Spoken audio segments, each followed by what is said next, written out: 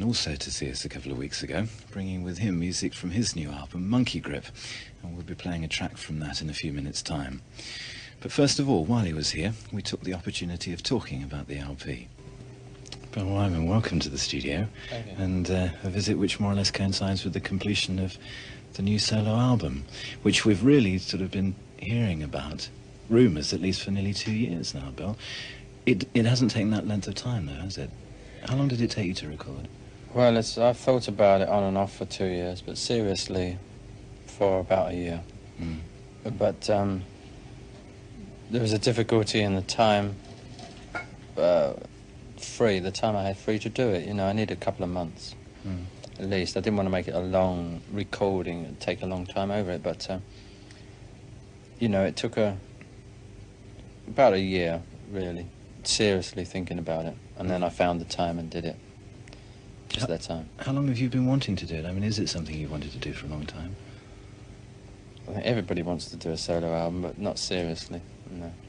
I never sang, I had never written anything that I considered to be anything more than the very average songs.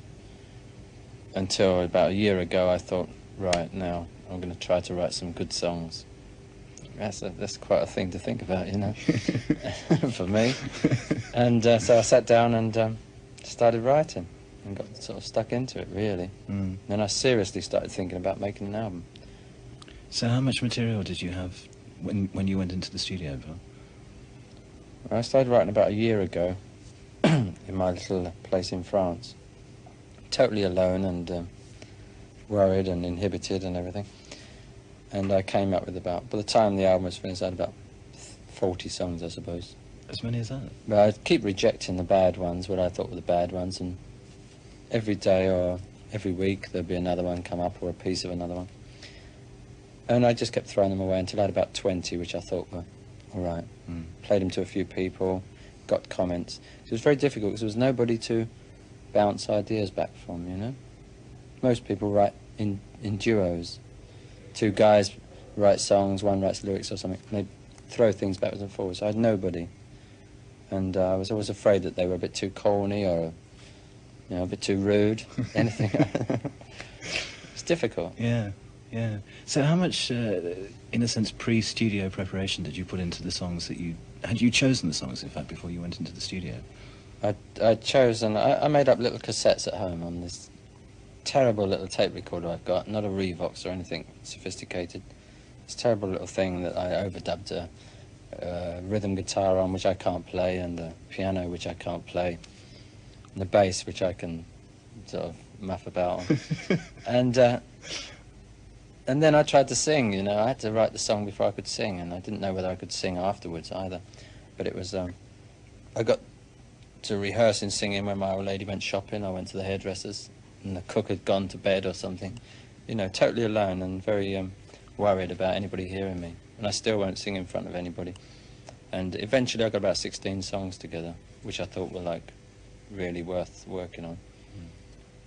And then I put those on a cassette and went to do it on the, you know, just with those. No, I couldn't go in a studio and play something and sing it to somebody. I had to say, right, here they are, you know, and I hope they didn't sort of laugh. Where did you record it, Bill?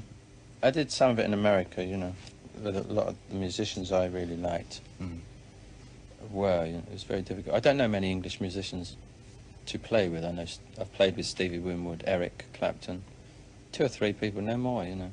Stones aren't a session band. They don't play with other people very much.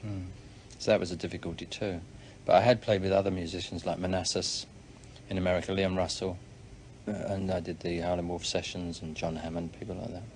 So how did you actually put the musicians together for the album? I phoned up Dallas Taylor and Joe Lala from Manassas, who I'd played with and felt very easy with, and asked them, and they were all for it, you know. You know what Americans are like, you know. Yeah, man, come on, let's do it, and all that crazy thing. And then I got very sort of uptight and phoned Dr. John, trembling, you know, because I didn't know what he was like, and asked if he could do something. And he had a couple of days free, so he came in on 2-day sessions. Liam Russell, who I really like as a piano player in the style that I try to play in, he did a couple of sessions. And a few people like that I'd heard about. I tried for people that I liked but weren't available and weren't around, like Ry Cooder and Roy Buchanan, people like that.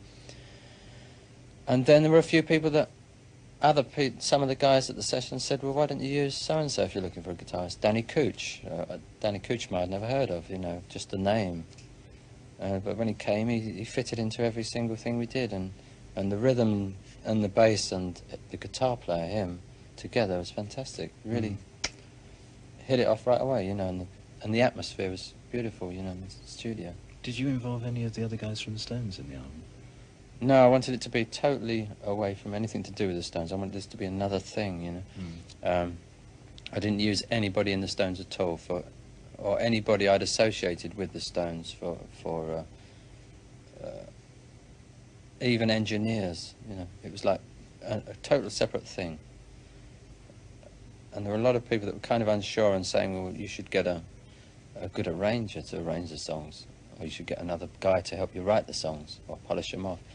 Get a good producer like Richard Perry or someone, you know, so you can be sure of having a good album.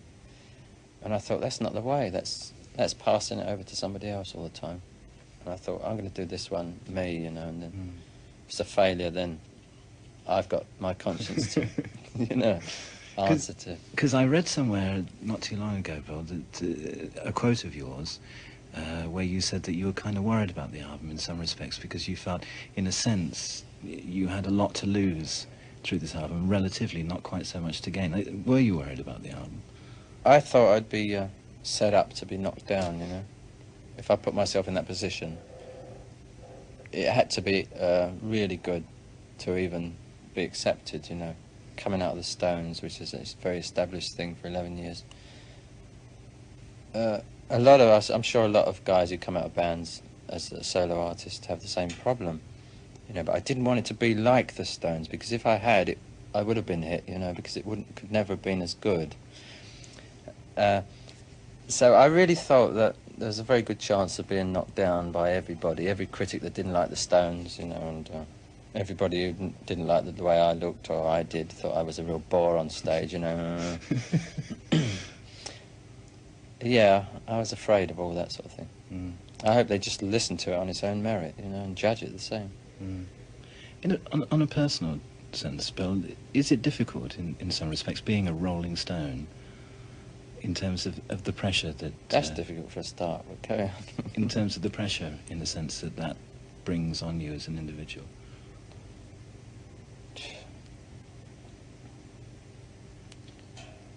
There's a lot of difficulties. I think the main difficulty in being a Rolling Stone is to pursue your other interests in life, you know, your family and your other things. I'm into a lot of other things apart from music, you know, like astronomy and photography. I'm very interested in reading about archaeology and a lot of things. I have many interests, collecting old tapes, old records. I don't find the time to do things, and that's why this album took so long before I made my mind up to do it, because I never had 2 months or 3 months completely free, you know. There was always a photo session or a recording session or a rehearsal for a tour or something, you know.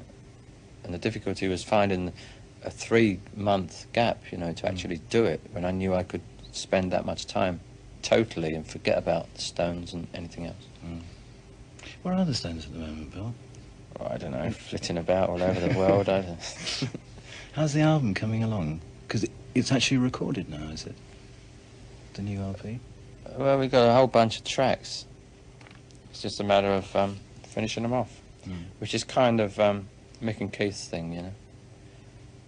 I've got a thing about recording, and that is the songwriter knows better than the musician who plays the bass or the drums how to finish the product. So they kind of always finish off the Stones albums. We go so far, and then it's up to them. They do the voices and overdubs and things like that.